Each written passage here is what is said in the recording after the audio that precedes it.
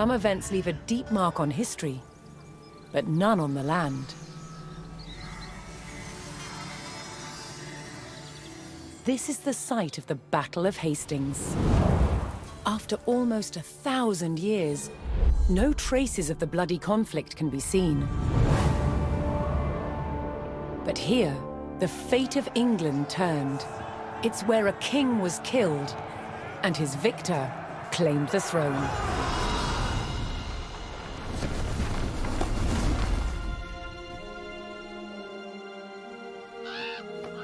October 14th, 1066. We know what happened here on this day, thanks to this. The Bayeux Tapestry. A carefully preserved, illustrated record of events. It shows the main players.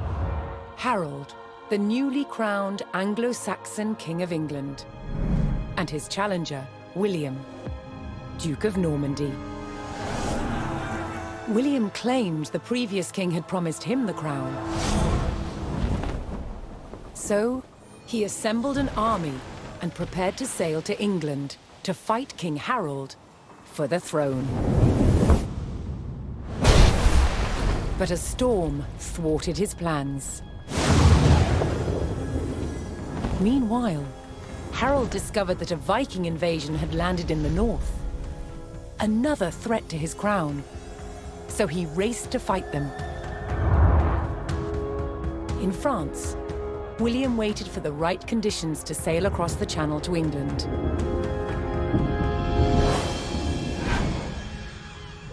The weather cleared.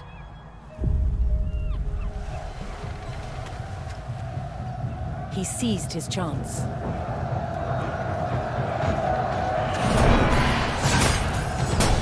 250 miles north, Harold had defeated the Vikings. Now, hearing of William's arrival, his army sped south.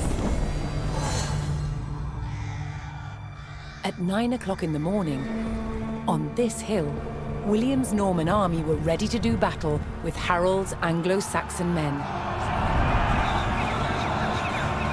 The stage was set, and up for grabs, England itself.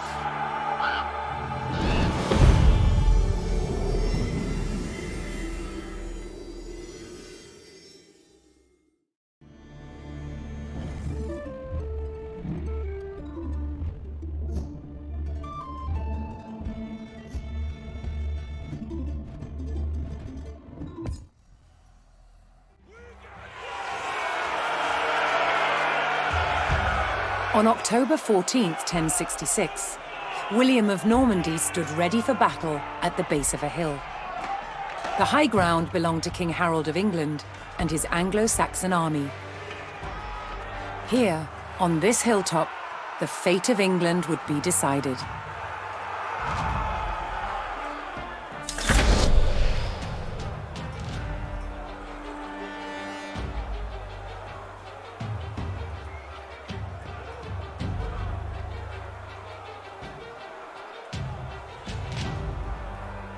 Soyez prêts, compagnons.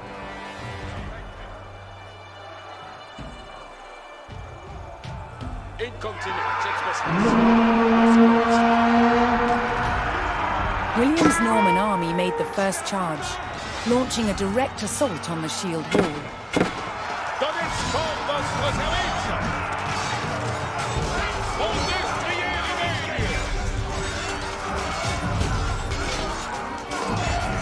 Though William's army fought fiercely against the shield wall, it would not yield. As one man fell, another took his place. Overlapping shields in tight formation made for a near impenetrable barrier. Realizing his army could not break the shield wall, William called for a retreat.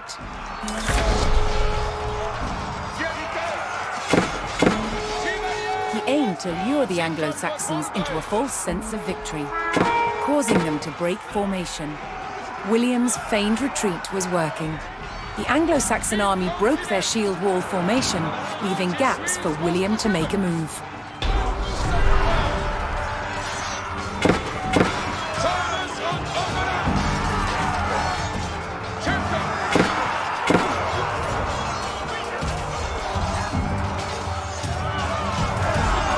With Harold's men no longer in shield wall formation, William could pick them off as they charged.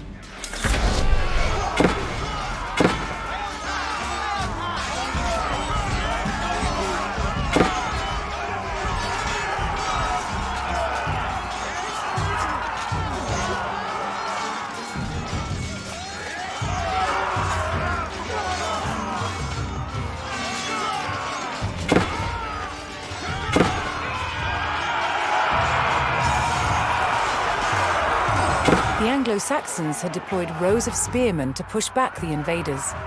But William had an answer. His sharp-eyed archers.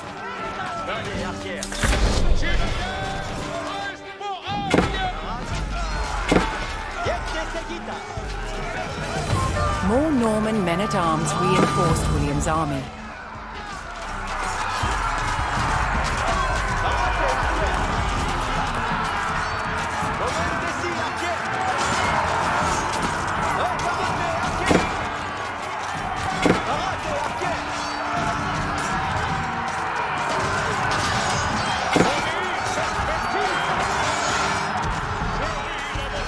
Additional Norman archers joined the battle.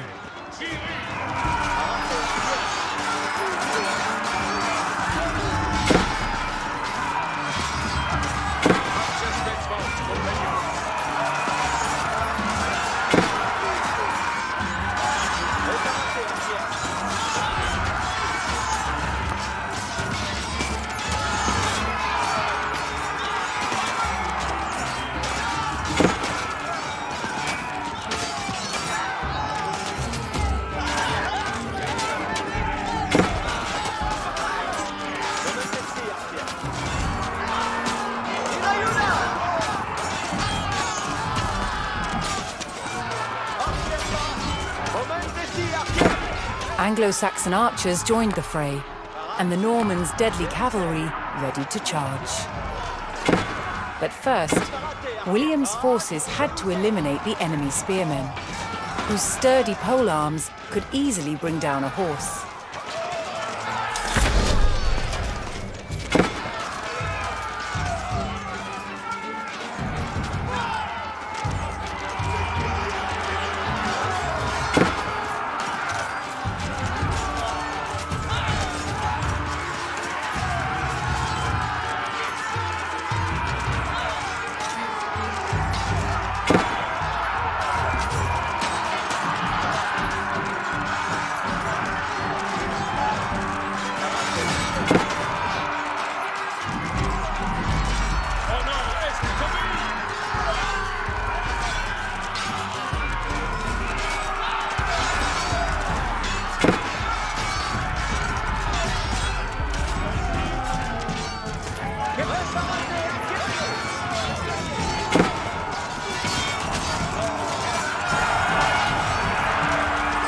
With the threat of spearmen cleared from the field, William's cavalry was free to charge at the Anglo-Saxon archers.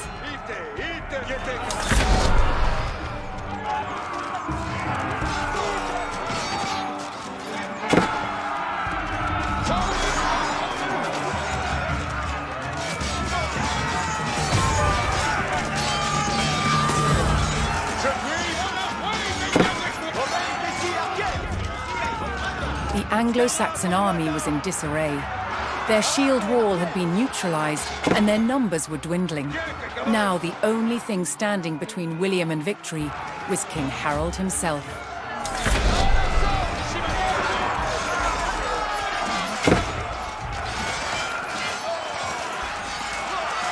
The last of Harold's men encircled their king, prepared to lay down their lives to save his.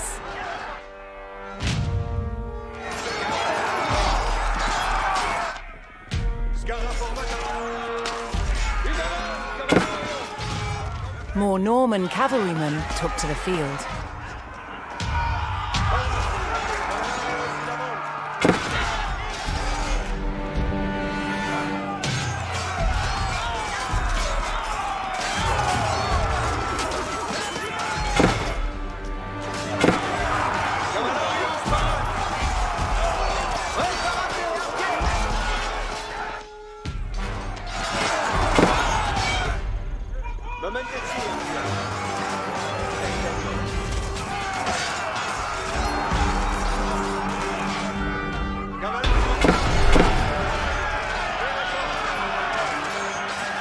The Anglo-Saxon King Harold had fallen.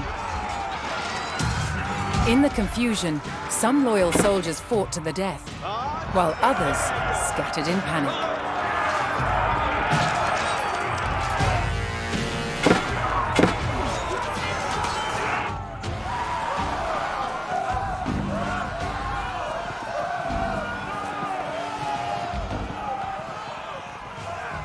Leaderless and defeated, the last of the Anglo-Saxon army fled for their lives.